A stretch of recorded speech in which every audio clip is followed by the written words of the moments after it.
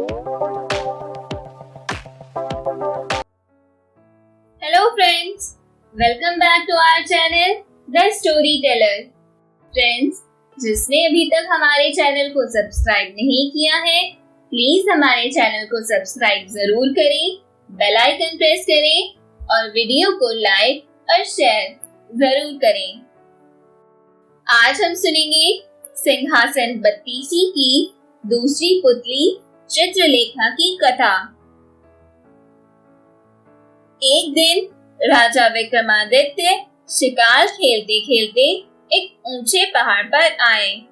वहां उन्होंने देखा एक साधु तपस्या कर रहा है। साधु की तपस्या में विघ्न नहीं पड़े, यह सोचकर वे उसे श्रद्धा पूर्वक प्रणाम करके लौटने लगे। उनकी मुड़ते ही साधु ने आवाज दी और उन्हें रुकने को कहा। विक्रमादित्य रुक गए और साधु ने उनसे प्रसन्न होकर उन्हें एक फल दिया। उसने कहा, जो भी इस फल को खाएगा तेजस्वी और यशस्वी पुत्र प्राप्त करेगा। फल प्राप्त कर जब राजा विक्रमादित्य लौट रहे थे तो उनकी नजर एक तेजी से दौड़ती महिला पर पड़ी। दौड़ते दौड़ते एक कुएं के पास आई और छलांग लगाने को उद्यत हुई। विक्रम ने उसे थाम लिया और इस प्रकार आत्महत्या करने का कारण जानना चाहा। महिला ने बताया कि उसकी कई लड़कियां हैं, पर पुत्र एक भी नहीं, क्योंकि हर बार लड़की ही जन्म लेती है, इसलिए इसका पति उससे नाराज है और गाली गलौज तथा मारपीट करता है। वह इस दुर्दशा से तंग होकर आत्महत्या करने जा रही थी। राजा विक्रमादित्य ने साधु वाला फल उसे दे दिया तथा आश्वासन दिया कि अगर उसका पति फल खाएगा तो इस बार उसे पुत्र ही होगा। कुछ दिन बीत गए। एक दिन एक ब्राह्मण विक्रम के पास आया और उसने वही फल उसे भेंट किया। विक्रम स्त्री की चरित्रहीनता से बहुत दुखी हुए। ब्राह्मण को विदा करने के बाद वे फल लेकर अपनी पत्नी के पास आए और उसे वह फल दे दिया। विक्रम की पत्नी भी चरित्रहीन थी और नगर के कोतवाल से प्रेम करती थी। उसने वह फल नगर के कोतवाल को दे दिया ताकि उसके घर यशस्वी पुत्र जन्म ले। नगर का कोतवाल एक वैश्या के प्रेम में पागल था और उसने वह फल उस वैश्या को दे दिया। वैश्या ने सोचा कि वैश्या का पुत्र लाख यशस्वी हो तो भी उसे सामाजिक प्रतिष्ठा नहीं प्राप्त हो सकती है।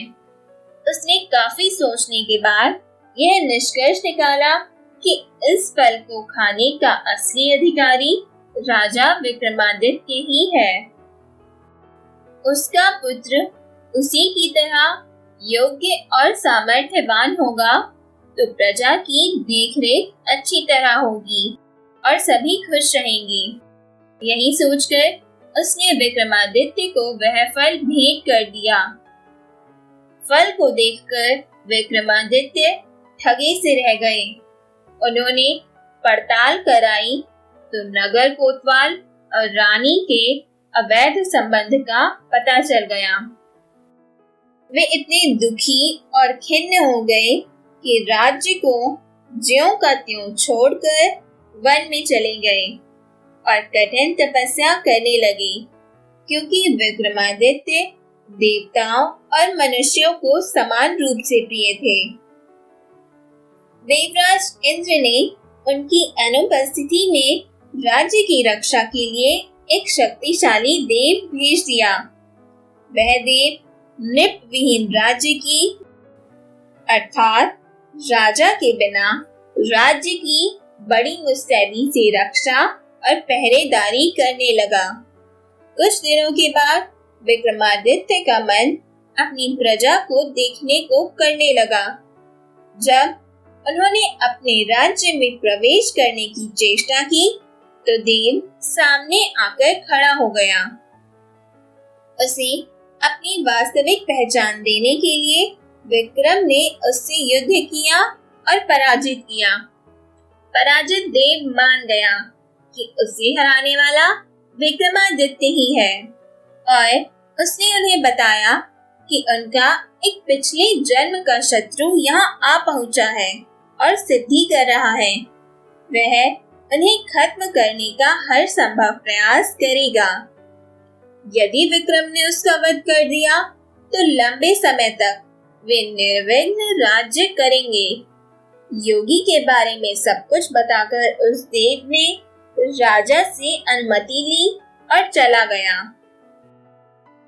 विक्रम की चरित्रहीन पत्नी तब तक ग्लानि से विष खाकर मर चुकी थी। विक्रम ने आकर अपना राजपाट संभाल लिया और राज्य का सभी काम सुचारू पूर्वक चलने लगा। कुछ दिनों के बाद उनके दरबार में वह योगी आ पहुंचा। उसने विक्रम को ऐसा फल दिया जिसे काटने पर एक कीमती लाल निकला। पारितोषिक के बाद उसने विक्रम से उनकी सहायता की कामना की। विक्रम सहर्ष तैयार हो गए और उनके साथ चल पड़े।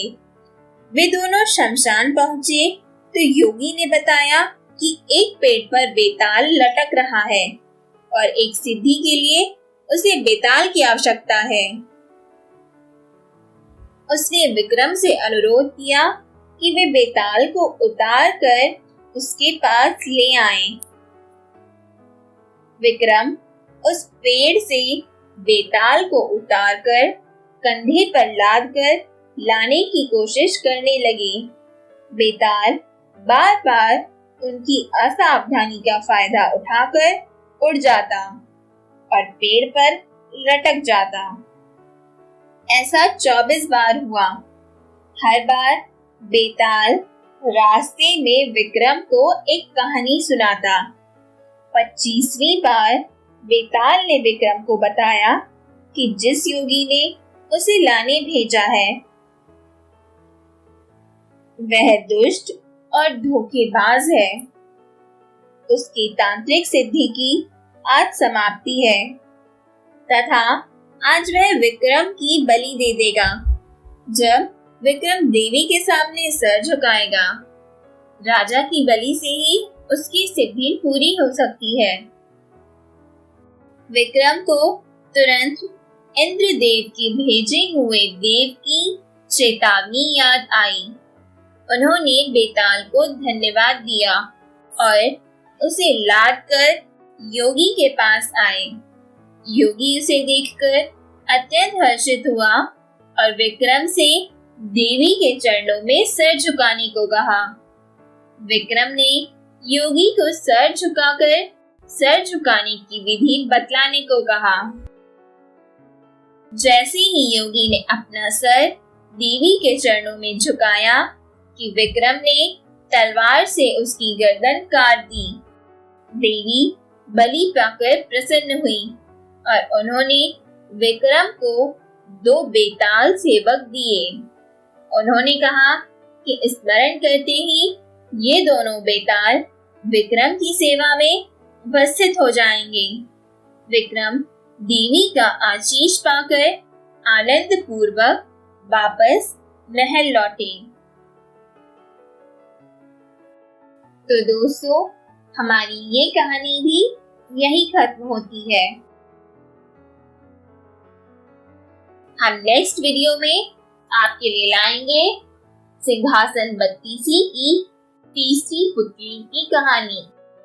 और अब बारी है चाणक्य नीति के एक और सूत्र की।